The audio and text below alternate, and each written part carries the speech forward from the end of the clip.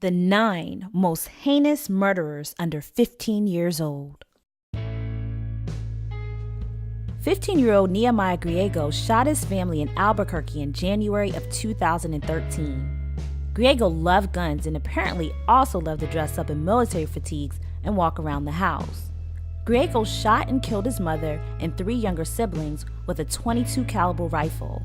When his father came home later on, he then shot and killed him with an AR-15 rifle. Nehemiah's family was discovered a day later by police after a 911 call was made by his church. Nehemiah's 12-year-old girlfriend's grandmother contacted his church after Nehemiah had asked to spend the night. When the grandmother asked why Nehemiah wanted to spend the night, he said he had been living alone for a while after his parents died in a car accident. Alyssa Bustamante.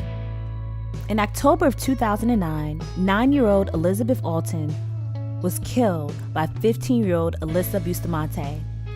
When Alyssa was asked why she committed the crime, her response was she wanted to know how it felt to kill someone. After digging 2 graves with the intention of burying her prey, Alyssa randomly chose Elizabeth to quench her thirst to kill. She grabbed Elizabeth Alton, beat her, strangled her, and finally she stabbed and slit her throat. She then dumped her body into one of the graves she had dug the week before in a nearby wooded area. Alyssa was sentenced to life imprisonment with the possibility of parole. Benjamin Tiller.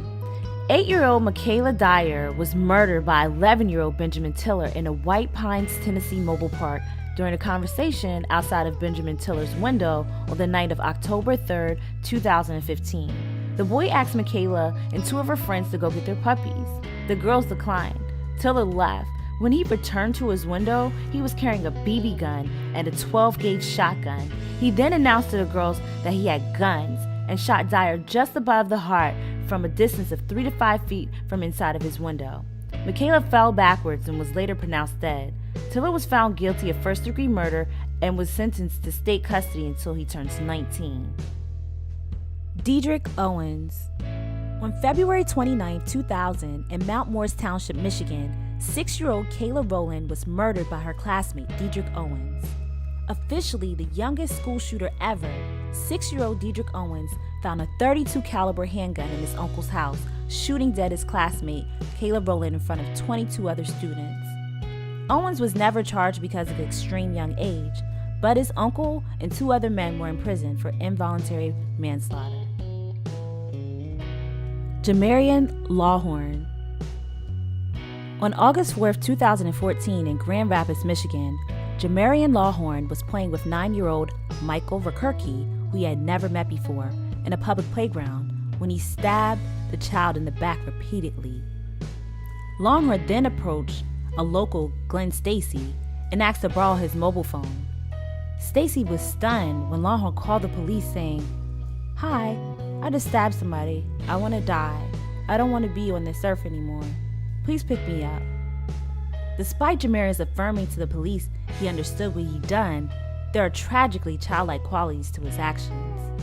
When police arrived and went to help the victim, Jamarion shouted at them, "Hello, I'm right here. You're going the wrong way." A jury convicted Lawhorn, turning aside defense claims that a childhood of abuse should shield him from criminal responsibility for the fatal stabbing. Lawhorn will be sentenced as a juvenile, then resentenced as an adult when he turns 21. Jordan Brown. February of 2009, 11-year-old Jordan Brown shot and killed his father's fiancée, Kenzie Houck, with a youth model 20-gauge shotgun, an Easter gift to Jordan from his father. Houck was 8 months pregnant when she was shot in the back of the head while she was sleeping in bed in their Western Pennsylvania farm home. Both she and her unborn son died as a result of the attack. Houck's 4-year-old daughter alerted nearby tree cutters roughly 45 minutes after Jordan Brown and Houck's 7-year-old daughter got on the school bus. Pennsylvania State Police found a spent shotgun shell near the path Brown walked with Houck's older daughter to get to their school bus. Brown was initially tried and found guilty as an adult, but was later adjudicated and found guilty as a juvenile.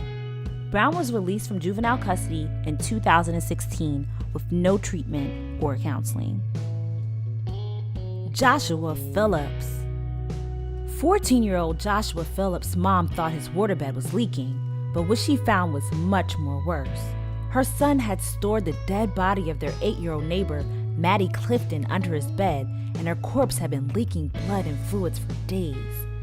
It was determined that Clifton's cause of death was from the stabbing and clubbing with a baseball bat. Phillips claimed that her initial injuries were an accident, but Phillips was charged and convicted of first-degree murder. Mathew Borges. November of 2016, a woman walking her dog found 16-year-old Lee Manuel Valoria Polino's headless, mutilated body on the banks of a river 30 miles north of Boston, Massachusetts. 15-year-old Mathew Borges, Valoria Polino's classmate, was charged with murder 2 days later. It's still not clear why Borges murdered Valoria Polino's. Borges confessed to the crime, but hasn't said why he did it. Borges will be tried as an adult for the killing. Jesse Osborne. In September of 2016, 14-year-old Jesse Osborne in Anderson County, South Carolina, shot and killed his father. Jesse then drove a pickup truck to a nearby Townville Elementary School and opened fire on students at the school playground, yelling, "I hate my life," wounding 3 and killing 1. The teenager was expelled from school for attacking another student with a hatchet in 2015. Osborne is currently awaiting trial. Hey, thanks again for watching, guys. Go ahead and hit that subscribe button and leave a comment down below. See you next time. You'll want to know. This time could be